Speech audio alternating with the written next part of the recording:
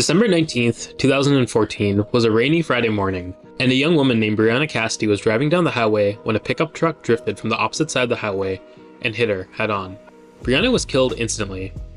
The driver of the pickup truck wasn't on drugs or alcohol. He was just drowsy. He had a new baby boy at home and hadn't been getting enough sleep. We hear a lot about drunk or distracted driving, but a lack of sleep can be just as bad. Somebody driving with less than 5 hours of sleep has the same crash risk as somebody driving over the legal limit of alcohol. When you consider how much sleep affects our mental state, it's shocking how little we prioritize it. When we get swamped, it's one of the first things we decide to cut out of our lives.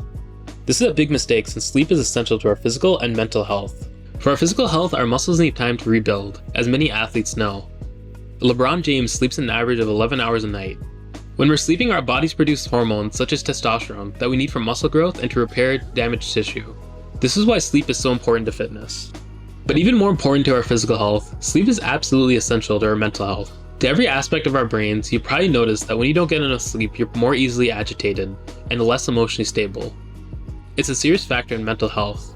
Lack of sleep has been linked to emotional illnesses such as depression and anxiety. As an example of sleep's critical impact on our brains, let's consider sleep's role in memory. It works in 2 stages.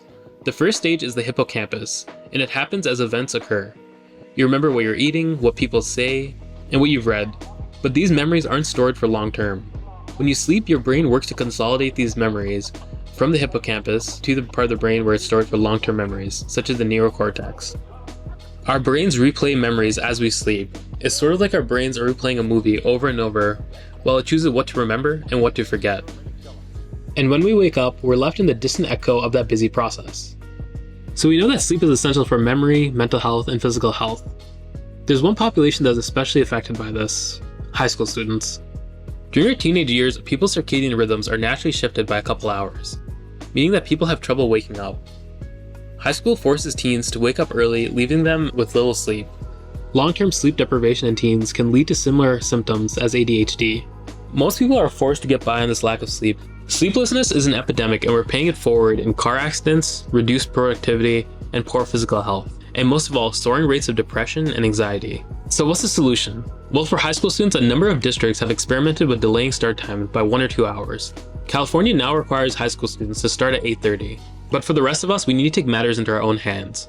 We need to set a consistent time to go to sleep and make sleep a priority. Don't compromise it for anything. Getting quality sleep could be the most important thing you do for yourself.